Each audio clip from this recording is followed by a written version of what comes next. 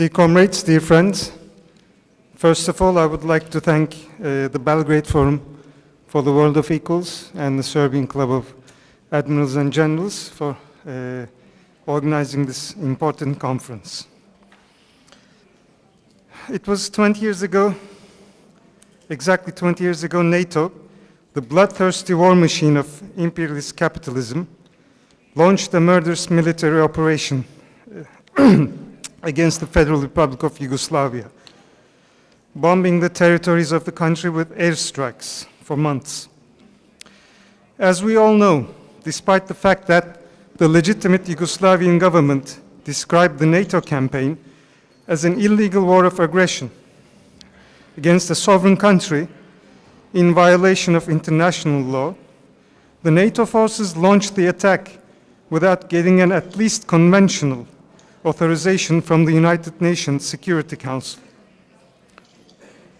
Let us remember that on March 24, 1999, then US President Bill Clinton addressed his nation prior to the bloody NATO attack. Quote, "We act to stand united with our allies for peace.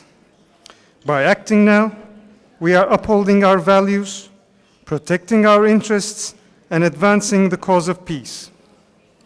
Yet again, those who pretended to speak in the name of humanity and the cause of peace told lies.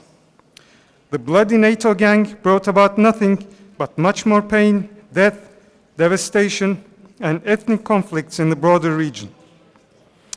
As the brutal air campaigns destroyed a sovereign country's military infrastructure, bridges, industrial plants, public buildings, and business centers, thousands of civilians were murdered, while several thousands of them were injured during this NATO's crusade of so-called democracy and peace.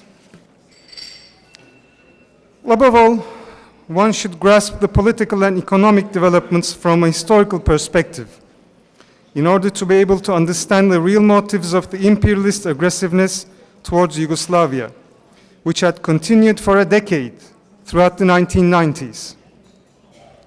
At this point, we're not only acting with the goal of reading pure history, but also with linking the past to today and the future in an attempt to strengthen our struggle for peace.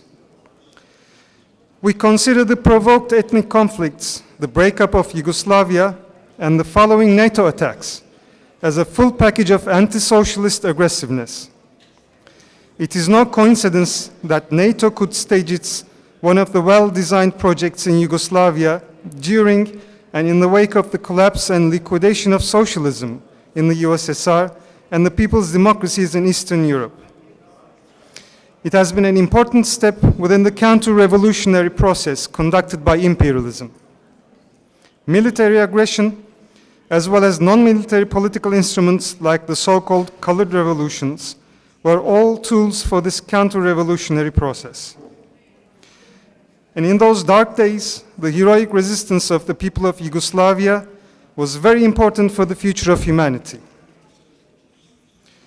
It is obvious that the rise of reactionary forces around Yugoslavia, which eventually led to ethnic conflicts in the country, emerged and continued in harmony with the attempts of NATO that sought for a complete capitalist transformation in the region. For this, they launched a decade-long bloody game in the region to wipe out the achievements of socialism.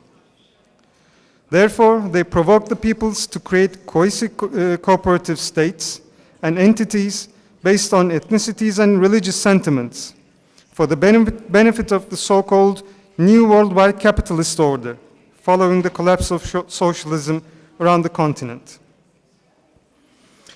As the Constituent Federal Republic of Socialist Yugoslavia declared their independencies after 1991, in line with the NATO attempts under the leadership of the USA, counter-guerrilla forces and so-called non-governmental organizations were employed in this dirty war.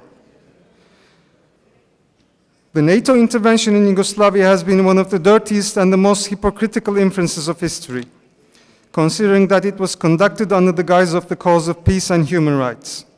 A sovereign country which had been established on the basis of socialism and the fraternity of the peoples, was dissolved in the tiny parts in front of the whole planet in accordance with the interests of the worldwide capitalist powers and monopolies. We should always keep in mind that in order to reach lasting and viable peace, in order to give our children a safe future and prevent them from becoming victims of imperialism like the beautiful children of Yugoslavia in 1999, the whole humanity should liberate itself from capitalism. Thank you very much.